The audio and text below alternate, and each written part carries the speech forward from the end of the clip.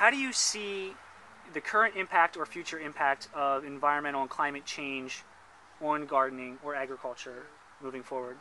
Well, I mean, the agricultural industry as a whole is one of the biggest polluters there are, and that was really apparent when Katrina hit and sort of the dead zone in the Gulf Coast was made apparent to a lot of people, and that's just because of agricultural runoff into the Mississippi River.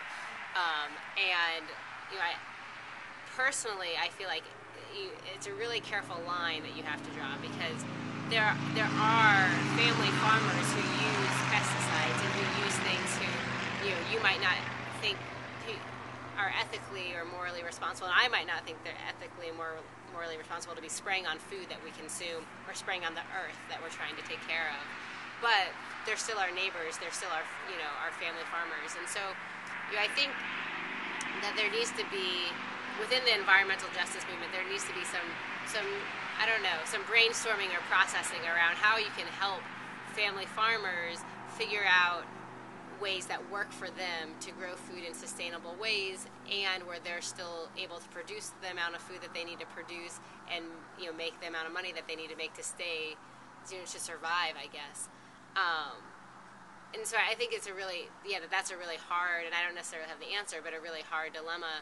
And especially since a lot of organic farmers, people think organic is sustainable, and that's not true either. A lot of organic farmers rely on plastic, black plastic, to cover so weeds don't come up. Reemay is made out of woven plastic. Greenhouses tend to be thicker plastic, and that doesn't break down, and that's not sustainable either. And so I think we really need to detach ourselves from the term organic and think about sustainable practices, and how can we really help our growers grow sustainably, and how can we as consumers also consume in sustainable ways? Because when you buy strawberries in the wintertime, you're also part of that problem.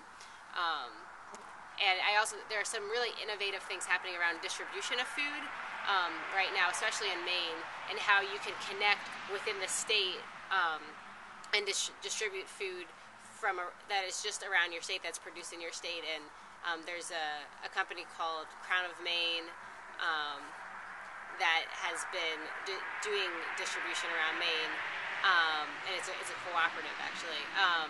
And I think that's really shown Mainers that you can get all sorts of things. You can get flour that was grown here. You can get obviously potatoes and carrots, and that there are things you can get year round. And so if we're willing to change our diet just the littlest bit, then we can sort of help agriculture not be a problem, I guess, within the environmentalist world.